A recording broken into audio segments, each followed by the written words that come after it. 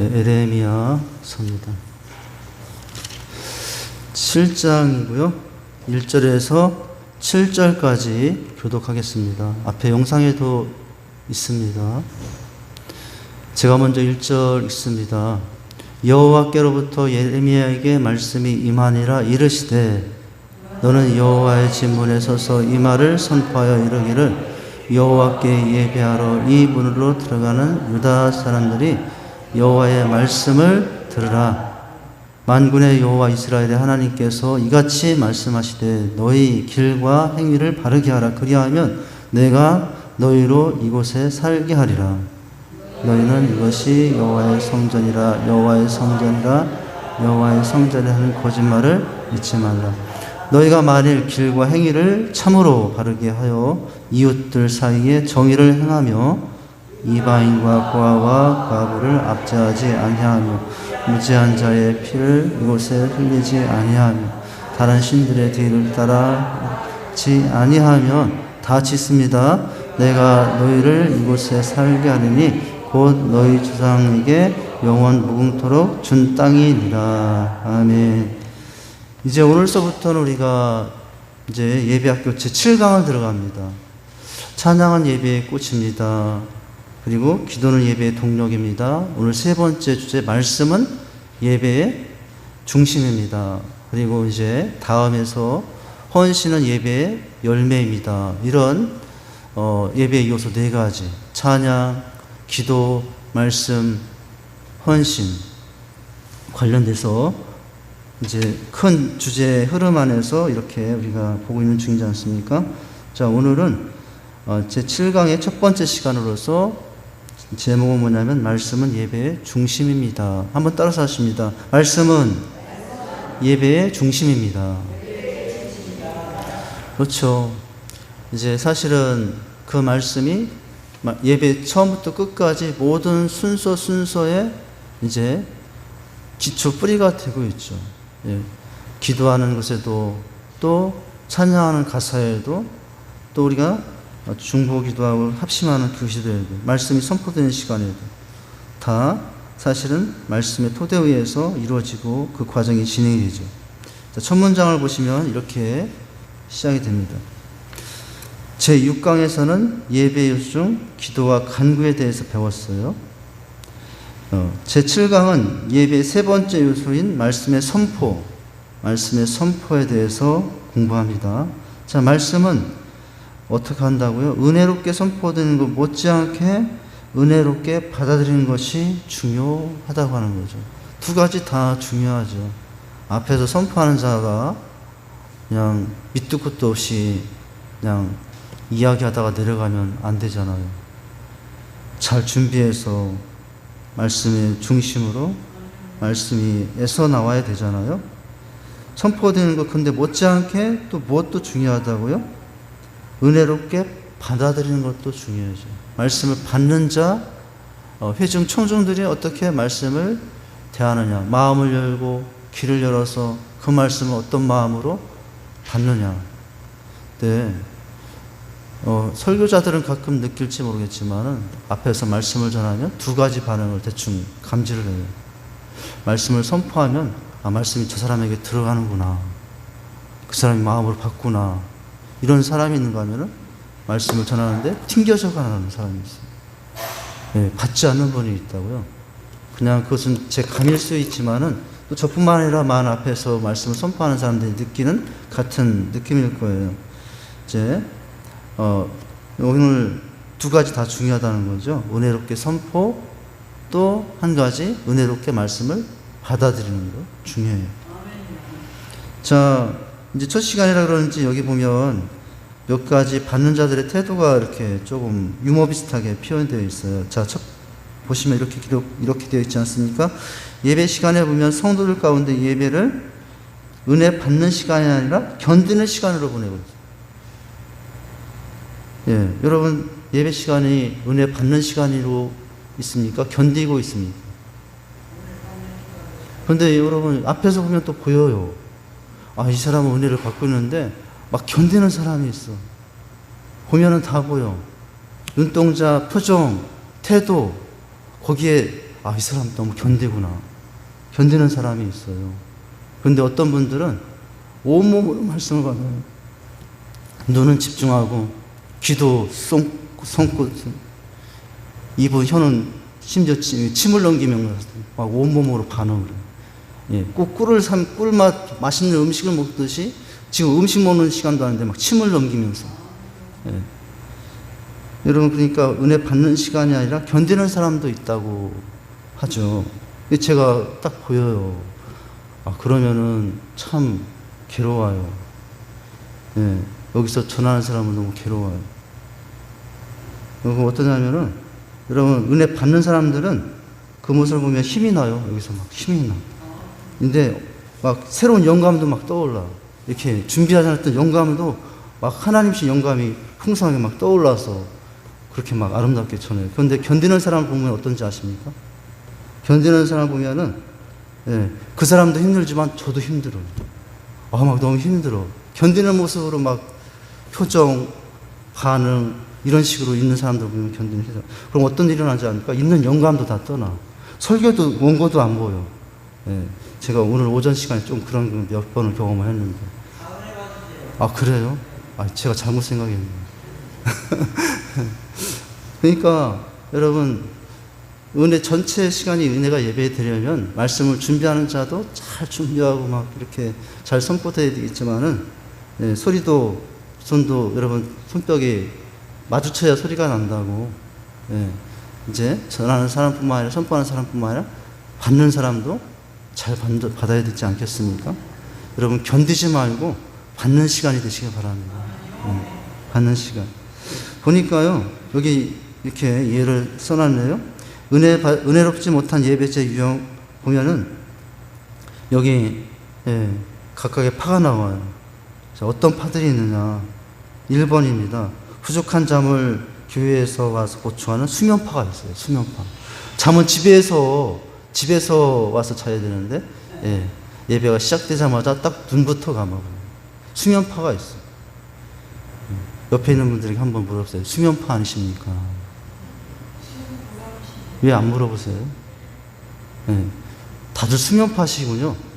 안 물어보시는 거 보니까. 네, 그건 아니죠. 아, 그러시구나. 아, 제가 반대로 생각해야 되겠네. 네. 그럼 여러분, 저는 어떤지 아세요? 저는 어떤 생각이 드냐면, 막 내려가서 깨우고 싶어요. 이거 다 여기 덮고 내려가서 막 흔들어서 깨워놓고 와서 다시 설교하고 싶어요. 예, 그런 유혹을 받을 때가 한두 번이 아니에요. 근데 제가 지금까지 한 번도 그렇게 한 적은 없어요. 예, 언젠가 그렇게 한번 할지도 모르겠어요. 혹시나 제가 언젠가 설교하다 마가지고 갑자기 내려가서 막 깨우는 사람이 있으면은, 예, 제가 언젠가 목사님 얘기했던 이번이 그날이구나. 예? 아, 저도 그렇게 안 하겠습니다. 권사님 말씀 들으니까 그렇게 하면 안 되겠네요. 수면파. 그 다음에 여러분, 또 두 번째 보니까 뭐예요? 수시로 시계를 보는 초조파가 있어요. 초조파. 예. 예. 옛날엔 표시도 안 보게 이렇게 시계를 보다가 끝날 때쯤 되면은 아예 손을 들고 이렇게 가가지고 목사님 보라고. 우리 교회는 그런 분이 한 분도 없어요. 자, 초조파가 있다고 하고요. 세 번째는 어떤 사람이 있어요? 옆 사람과 계속 대화를 주고 있는 채팅파가 있어요. 채팅파. 아이, 지금까지 예배 전에도 그렇게 채팅하고 일주일 내내 그렇게 서로 만나서 수다 떨고 막 쑥덕쑥덕하고 막, 예, 교회는 쑥덕이 없어야 된다는데, 예, 쑥덕쑥덕하고 그렇게 했는데도 뭐가 부족한지 예배 시간까지 와서, 예, 채팅하고 있어요. 우리 교회는 없어요. 할렐루야. 네 번째는 어떻게 해요?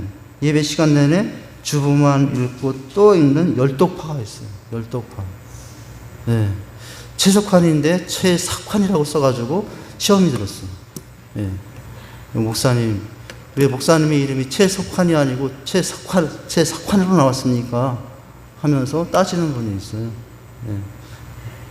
예, 이 열독파가 있다는. 지금 뭐예요? 은혜롭게 선포도 되는 것도 중요하지만 은혜롭고 잘 받아야 된다는 내용이잖아요. 이제 얘들인데, 자, 이런 태도는 바람직하지 않은 태도잖아요. 또 다섯 번째는 어떤 태도가 있어요? 예배 이후에 가질 모임에만 관심 있는 동아리파가 있답니다. 세상에 별파가 다 있네요. 6번에 보니까 설교 시간에 성경 읽기로 시간을 보내는 서당파가 있대요. 일주일 내내 한번 성경 한 번 안 보다가 예배 시간에 겨우 성경을 보려고 하는 서당파. 서당파가 있어요. 또 그 다음엔 무슨 파가 있어요? 설교 내용을 따지느라 은혜를 까먹는 분석파가 있어요. 요거는 아닌데. 이 말씀은 대지상 1, 2, 3, 4 흐름이 안 맞는 것 같은데. 이 말씀은 어디서 나왔지? 하면서 그러다가 은혜를 다 못 읽어요. 분석파.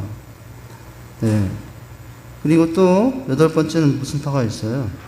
눈은 목사님을 보고 있지만 마음은 딴 데가 있는 콩파파가 있어요. 제가 제일 분간하기 힘든 분들이 바로 콩파파예요. 눈은 분명히 나를 보고 있는데 마음은 콩밭에 가 있는지 뭐 집에 가 있는지 저는 그걸 잘 모르고. 일단 제가 제일 분간하기 힘든 분이 콩파파야. 눈은 초점 목사님을 향해 있는데 마음은 딴 데 가 있는. 이실직고 하시기 바랍니다. 한번 손들어 보시기 바랍니다. 콩파파. 아무도 없으시니. 자, 또 어떤 사연이 있어요? 목사님 복장에 지나치게 관심을 두는 패션파가 있어요. 목사님 이번 주는 넥타이가 빨간색, 이제 헤어스타일은 왜 저렇게 됐나. 오늘 제가 보니까 집에 가서 제 설교장면을 한 번씩 보는데 이 머리가 이렇게 와 있더라고요. 그래가지고 막 이렇게 이제 이렇게 보니까 머리 한 끝이 우리 집사님이 파매준 머리인데 이거 잘 하라고 그 뿌리는 것까지 줬는데 오늘 아침에 그걸 찾지 못하다가 헤매다가 그냥 왔거든요. 혹시나 그것 때문에 그러는지 아닌지 해가지고. 예? 저는 제가 노는 자리에서 1m만 떨어져도 방황을 하거든요, 집에서.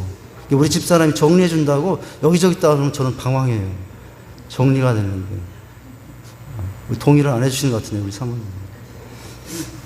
지금 뭐 얘기하다 그랬나? 복장을 지나치게 쓰는 패션파가 있어요. 그럴 수 있죠, 뭔 입고 왔네. 그럴 수 있지만, 거기만 또 마음을 뺏기면 안 되는 거겠죠. 자, 그리고 마지막은 뭐가 있다고 합니까? 자기가 좋아하는 메시지가 나올 때만 아멘하는 아멘. 편식파가 있다는 편식파. 1년 내내 아멘 한 번 안 하는데, 어느 날 갑자기 딱 아멘 하시는 분이 있어요. 그날은 그 말씀이 내게 뭐가 와닿는지 그런 분이 있다고. 여기 보니까 했던 파가 많네요. 이 파 저희 집에 있으면 파 살 일은 없겠는데. 이 파 저 파 참 저 파 좋아하는데 제가 다 먹어버려야 되겠네. 자, 이 예배에 어떤 내용들을 지금 언급하려고 이런 내용들이 나왔냐면은 예배를 어떻게 받는가. 견디는 사람이 아니라 여러분 어떻게 은혜를 받는 시간으로 예배를 이렇게 말씀을 받아야 될 줄 믿습니다. 이렇게 설명이 되어 있죠. 자, 예배는 임재하신 하나님의 현존에 응답하는 인간의 경배요, 찬미요, 감사하라 라고 하는 거예요. 누구께 반응하는 시간이냐면 하나님께 반응하는 시간이에요. 이 앞에서 설교하는 사람이 죽을 쓰든 정말 진밥을 하든 어떤 말씀을 전하든지 간에 그것은 준비한 사람의 책임이고, 여러분 어떻게 하는 거예요? 그 사람을 통해서 하나님 주신 말씀에 그 사람에게 반응하는 게 아니에요. 그러니까 여러분 어떤 분들은 그 사람에게 반응하느라고 말씀이 안 들어오는 분이 있어요. 그러면 안 된다고요. 그 사람에게 반응하는 것이 아니라 그 뒤에서 그 말씀을 그 사람을 통해서 하고 계신 하나님께 반응하는 시간이 돼야 돼요. 자, 그러나 이 예배는 단순히 인간의 의지와 노력이라고 해서는 안 된다는 거예요. 하나님은 신령과 진정으로 예배할 때를 말씀하시네요. 이 말의 본래의 뜻은 성령 안에서 그리고 진리로 예배하는 것을 의미합니다. 즉 예배는 어떤 하나님? 임재하신 하나님 앞에 경배하는 인간의 응답이지만, 인간의 응답은 성의 인도를 받아야 하며 진리를 따라서 드리는 예배여야 한다는 거예요. 할렐루야. 참 여기서 마지막 문장이 중요하잖아요. 우리가 견디는 사람이 아니라 잘 받는 사람이 되는데, 근데 내가 잘 받아야지, 안 졸아야지.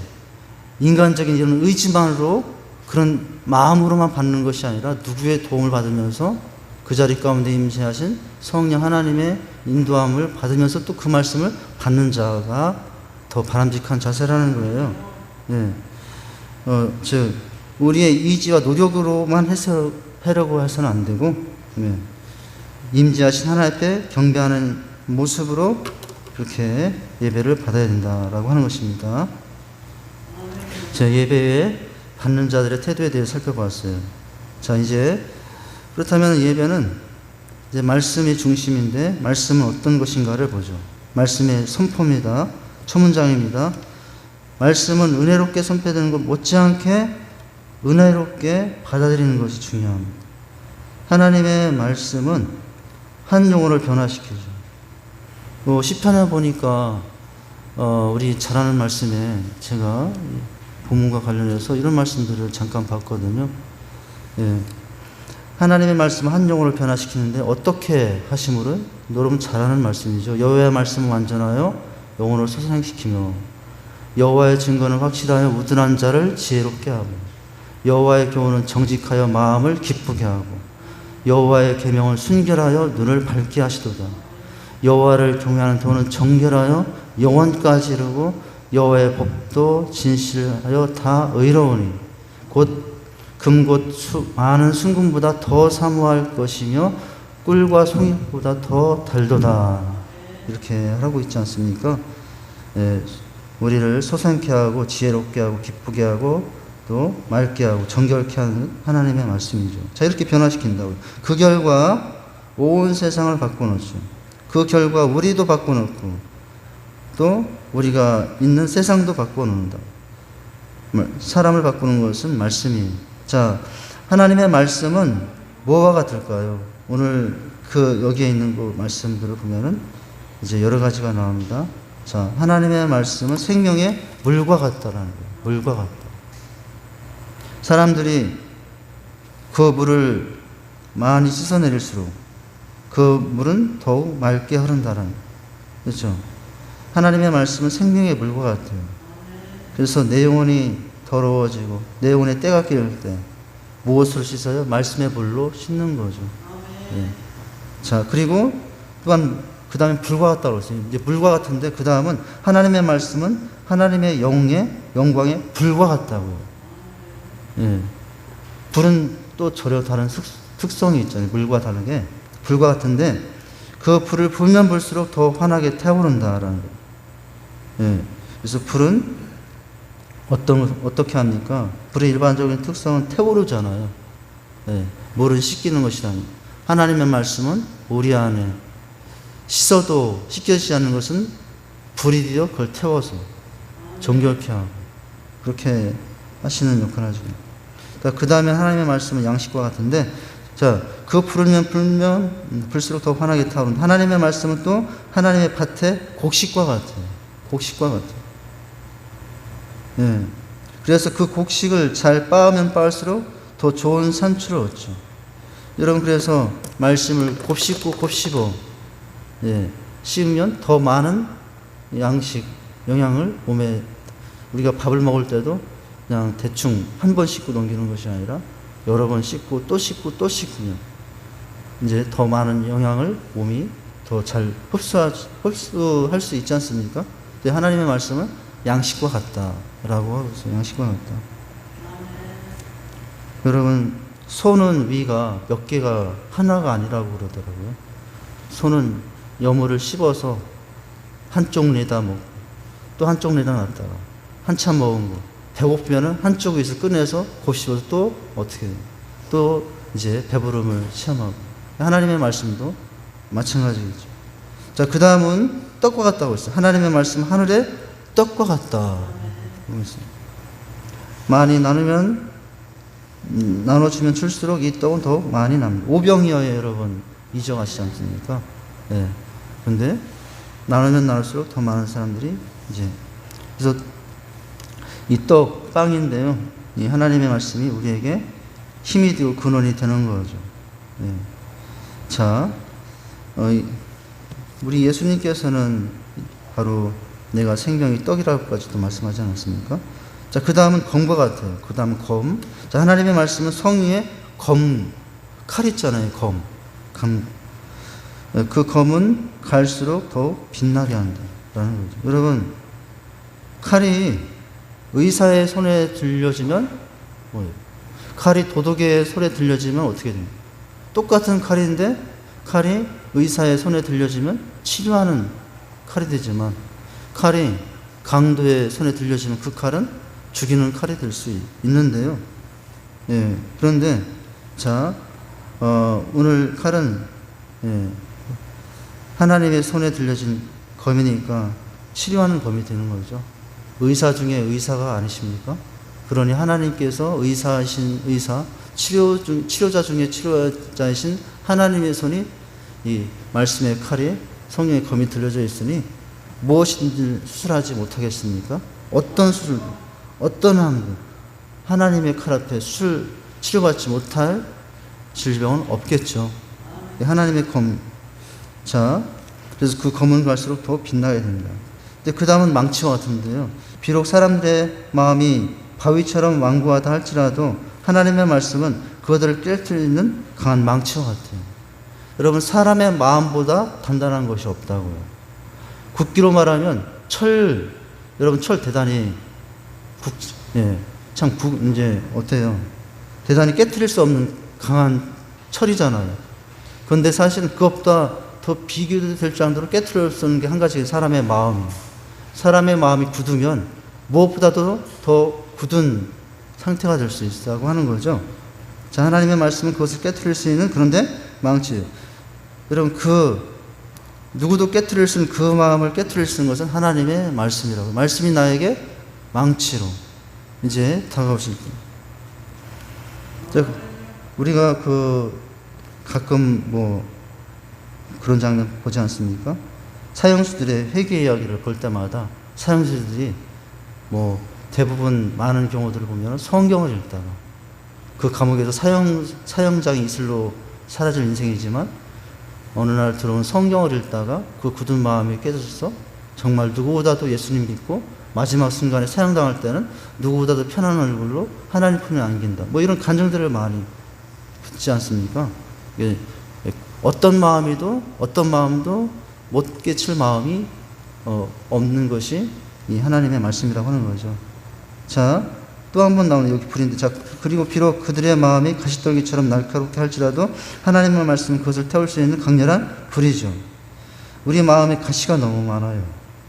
그 사람 옆에 가면 도저히 찔릴 것 같아요. 늘 가시가 많아서 옆에만 가면 찔리는 사람이 있어요. 아멘 하면 안 돼요. 차선재 권사님 옆에 가면 찔리지 않는 것 같은데. 늘 옆에만 예? 있는데 안 찔리는 거예요? 예. 내 안에 다 가시가, 누구든 가시는 있죠. 예. 자, 근데 누구든 어떤 사람은 너무 가시가 많은 사람이 있어요. 그래서 가기만 하면 꼭 한 번씩 찔리고 상처받고 늘 헤어져. 예. 그 사람은 찔리지 않는데 늘 상대는 찔림을 받고 헤어져. 근데 여러분, 뭐예요? 마음이 가시떨기처럼 날카롭다 할지라도 그 가시를 무엇이 태울 수 있다고요? 말씀으로 태울 수 있다고요. 그러니 어느 때부터인가 그 사람에 가도 찔리질 않아. 왜 그런 줄 알았더니 열심히 큐트하다 보니까 가시가 사라졌어. 예. 불과 같은 말씀에 의해서 그 가시가 다 태워졌으니 이제 그런 은혜가 있게 되는 거죠. 자, 이렇게 해서 뭐예요? 물과 같고 불과 같고 곡식과 같고 떡과 같고 검과 같고 망치와 같고 불과 같고. 그럼 하나님의 말씀이 얼마나 우리에게 큰 은혜가 됩니까? 그죠? 자, 이런 말씀의 선포를 통해서 말씀을 받아요. 똑같은 말씀인데 어떤 사람은 물로 다가가실 수 있어요. 똑같은 말씀인데 어떤 말씀은 그 사람에게 불로 다가가실 수가 있어요. 똑같은 말씀인데 어떤 사람에게는 그 말이 떡으로 다가갈 수 있어요. 어떤 사람에게는 검으로. 똑같은 말씀인데 어떤 사람에게는 망치로 다가갈 수 있어요. 그것은 그 사람의 상황과 모든 것을 아신 하나님께서 말씀으로 오셔서 모든 사람 가운데 함께 하시면서 그 사람의 인생을 아시기 때문에 똑같은 말씀을 어떤 사람에게는 이제 물로 주시는가 하면 어떤 사람에게 불로 주시고 이렇게 역사하셔서 하나님께서 말씀을 주시죠. 자, 그래서 이제 말씀을 잘 받아야 되는 거죠. 말씀을 잘 받으면, 받지 않으면 아무리 불같이 와도, 아무리 물같이 와도, 아무리 떡같이 와도, 아무리 여러분 망치같이 와도 내가 안 받으려면 어떻게 할 수가 없는 거예요. 예. 이제, 자, 마지막 문장이죠. 하나님을 만난 사람들, 하나님의 기적과 권능을 체험한 자들, 하나님의 구원의 은혜를 맛본 사람들의 공통된 경험은 두 가지래요. 뭐예요? 첫째는 하나님의 임재에 압도되는 것이고, 예, 그 하나님의 임재의 말씀 앞에 압도되는 것이고, 다른 하나는 그 하나님을 경배하며 찬미하는 것이죠. 압도되었어. 임재 하나님 그 말씀에 압도되니 여러분 내 안에 있는 모든 부정한 것은 가라앉고 하나님을 향한 찬미와 경배가 더 커져서 하나님 앞에 경배하게 되는 거죠. 자, 이렇게 말씀이 선포되고 있죠. 자, 이제 그 다음은 에레미야 7장 속에 이스라엘 백성들이 말씀 앞에 어떻게 반응하는지, 이들은 정말 말씀을 견디면서 받은 사람들인지, 아니면 그 말씀을 은혜로 받은 사람들인지, 잘 보면은 사실은 하나님의 책망을 여기서 발견하게 되거든요. 에레미야 7장 속에 하나님의 책망의 내용들인 것을 보면은 그들이 말씀을 온전히 잘 받지 못했음을 이제 보게 됩니다. 우리가 이제 읽었던 에레미야 이 말씀 속에서 그 상황을 알 수 있어요. 자, 첫 문장은 이렇게 시작되죠. 본문은 유다의 위선적인 신앙을 책망하고 심판의 경고를 하고 있는 성전 설교의 일부분입니다. 에레미야는 하나님이 요구하신 참된 예배를 떠난 형식적이고 위선적인 예배를 고발하고 그로 인하여 유다가 파괴되고 유다 전체가 황폐될 것이라는 준엄한 심판을 이야기하고 있죠. 예. 그러니까 지금 이 말씀이 예배의 중심인데 정말 그 말씀 앞에 그들이 온전하게 잘 받지 않았다는 거예요. 형식과 위선에 빠져서 말씀을 받지 않았다는 거죠. 예. 그러니까 이들에게 지금 파로 말하면은 여기 10파 중에 많은 사람들이 있습니다. 에레미야 백성들 중에 이 청정동 7장 속에도 누가 있었어요? 수면파가 있고 초조파가 있고 채팅파가 있고 열독파가 있고 동아리파가 있고 사당파가 있고 분석파가 있고 콩파파가 있고 패션파가 있고 편식파가 있고, 아이고 숨 넘어가겠네. 여기 앞에 서론해놨던 이런 다양한 사람들이 이 에레미야 말씀의 선포 중에 청중들 중에도 있다는 것을 알 수 있죠. 하나님의 책망입니다. 자, 그 다음 넘기면, 자, 형식적이고 위선적인 예배를 고발할 때 그로 인해 유다가 파괴되고 유다 전체가 황폐될 것이라고 준엄한 심판을, 그러니까 예배를 견디는 자가 되면은 황폐해야 되는 거예요. 그 사람이 황폐해야 되는 거예요. 예배를 은혜 받는 사람으로 되어야 그 심령이 마음이 기경이 되어서 30배, 60배, 100배의 그런 열매 맺는 사람이 되죠. 견디는 사람이 되면은 그 사람이 좋은 밭 쳤다가도 가시밭, 돌밭 뭐 이런 밭이 되어서 황폐해야 되겠죠. 자, 7장 전반부에서는 유다의 위선적인 성전 예배를 본격적으로 책망하기에 앞서 하나님께서 진정으로 원하시는 예배가 무엇인지를 설명하고 있고요. 이는 유다의 형식적이고 위선적인 예배를 더욱 부각시키기 위한 것이고요. 특별히 본문은 유다인들의 성전 예배가 그 정당성을 인정받기 위해 행해야 할 4가지 조건을 언급하고 있는데, 이는 역으로 유다 백성들이 이를 행하지 않았음을 반증해 준다는 거죠. 즉 그들은 하나님께서 요구하시는 참된 예배의 본질과는 거리가 먼, 지극히 형식적이고도 위선적인 예배를 하나님께 드려요. 여러분, 지금 예배를 안 드린 게 문제입니까? 예배는 드렸다고요. 근데 예배는 드리는데 뭐가 문제예요? 하나님이 받으실 만한 예배가 아니라 어떤 예배를 드리는 거예요? 형식적으로 위선적인 예배를 드리는 거죠. 예배를 안 드리는 것보단 그래도 낫잖아요.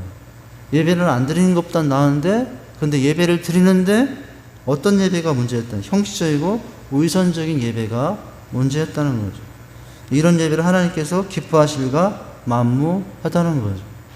자, 그 다음은 다음 주에 해야 될 것 같아요. 여기까지 오늘은 합니다. 제가 기도하겠습니다. 하나님 아버지, 오늘 이제 예배학교 제7강의 내용 첫 시간입니다. 말씀은 예배의 중심이라는 내용을 시작하게 되었습니다. 하나님, 때로는 불같이, 때로는 불과 같이, 때로는 양식과 떡과 같이, 검같이 다가오신 그 말씀. 하나님, 우리가 그 말씀을 앞에 반응하는 자가 될 때, 견디는 사람이 아니라 그 말씀 앞에 마음을 열고 삶을 열고 반응하는 자가 될 때 하나님 아름다운 삶이 되는 줄 압니다. 우리가 바로 예배 속에 주어지는 이 말씀을 통해서 이런 변화가 있고 또 이런 은혜 속에 더 풍성한 삶으로 나올 수 있는 저희의 삶으로 인도해 주시옵소서. 예수님 이름으로 기도하옵나이다. 아멘.